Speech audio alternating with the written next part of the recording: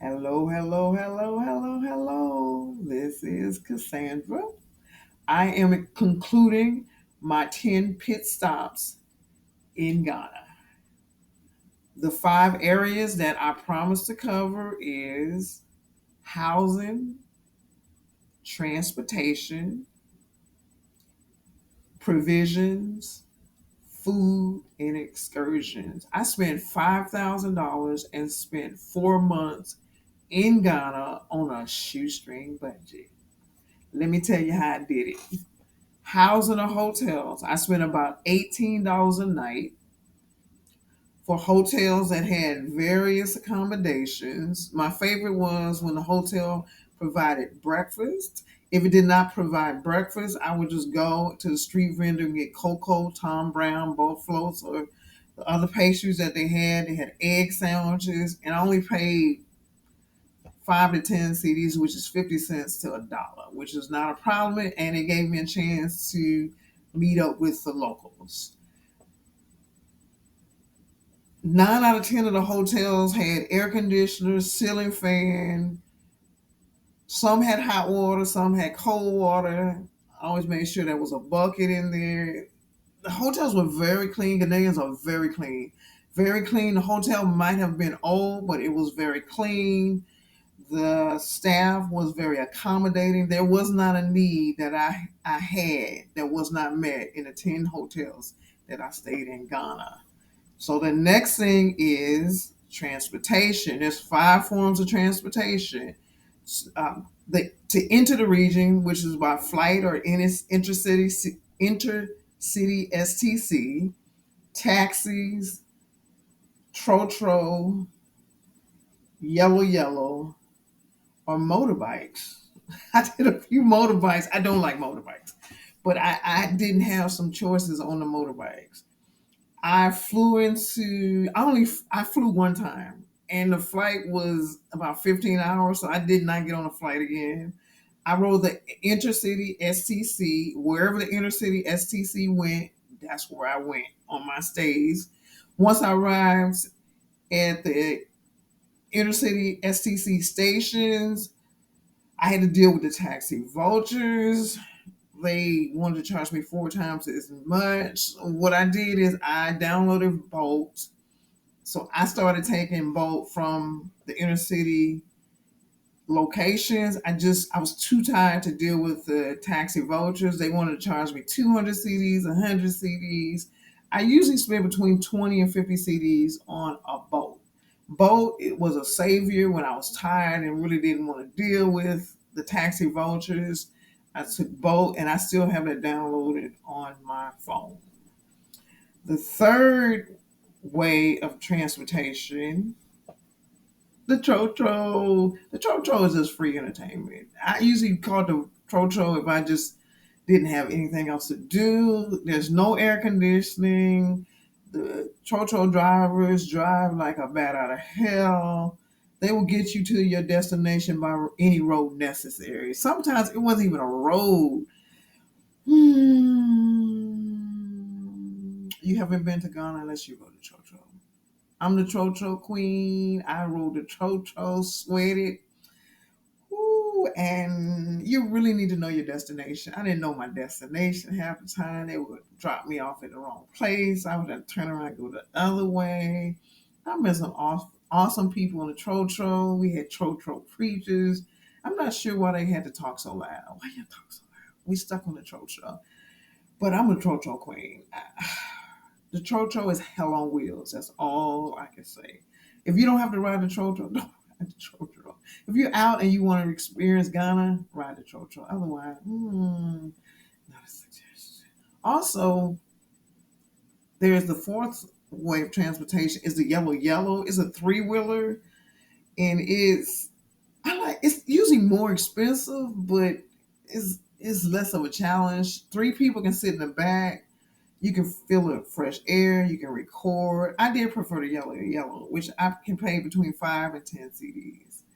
Last but not least is a motorbike. I'm really not into motorbikes like that. I really didn't have a choice. Some places the taxis did not want to go, and there were plenty of motorbikes depending on the region. And the motorbikes, I got 3 to 5 CDs, so I rode a lot of motorbikes.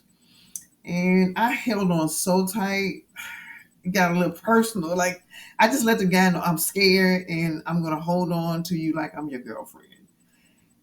And at the end, they always ask me for my number, but I am scared of motorbikes, and I'm gonna hold on to you like you're my man. Like, you don't have to be my man, but I'm gonna hold on tight. I'm gonna hold on your shoulders. I mean, I was holding on. I do not like motorbikes, but it did get the challenge done. So remember 5 methods of transportation. To enter the region, you're either gonna fly or take. You're gonna either fly or take intercity STC. You're gonna take a taxi, boat, yellow, or a motorbike. The motorbike was fun, but I was just scared. But I had no choice to take the motorbike. So after transportation, I had to pay for provisions, which are anything that's non-food. That's what I call provisions, lotions, soaps. I bought anything that was made in Ghana. Anything that I bought that was made in the U.S., I paid 4 times as much. So I bought it at the provision shops or I bought it at the pharmacy. There's nothing in Ghana that you can't get. You just need to pay more for it. Food, I love Ghanaian food. I ate fufu. I ate almost all of the food, and I ended up with heartburn. So I had to go in another direction. The food is on fire. It's hot. I ended up indigestion, heartburn. So I took another. I had to do something differently. I started buying fruits and vegetables for the refrigerator, eating salads, finding places that had salads. I had to find some American places, which I had to pay more, but like maybe once a day, I would splurge a little bit. I found Kentucky Fried Chicken was always a spot. 20 CDs for one piece of chicken. Then I could use the restroom if I wanted to. The About the second or third month, I had to go in another direction in what I was eating. What I did like also is the guys they would grill meat in the afternoon. In each region, I can get certain foods at a certain time, and also I can always get me a stock. There were plenty of bars in Ghana. So let's say housing, transportation, provisions, food, and last but not least, excursions. A lot of the places were so far from civilization. It was really impossible to do that without a guide. The guide could be paid guides or just guys that I met randomly. Traveling solo in Ghana, the men are very accommodating. They latch on to you.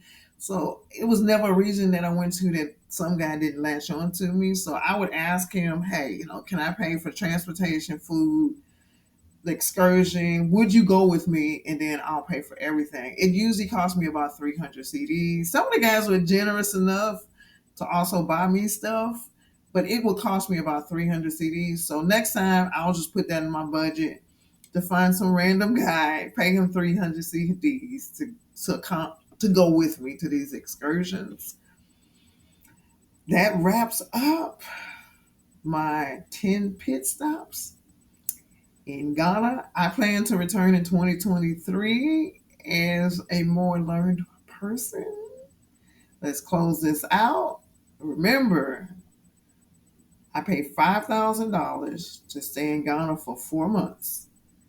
I paid for housing or hotel stays. I paid for transportation. I paid for provisions. I paid for food, and I paid for excursion.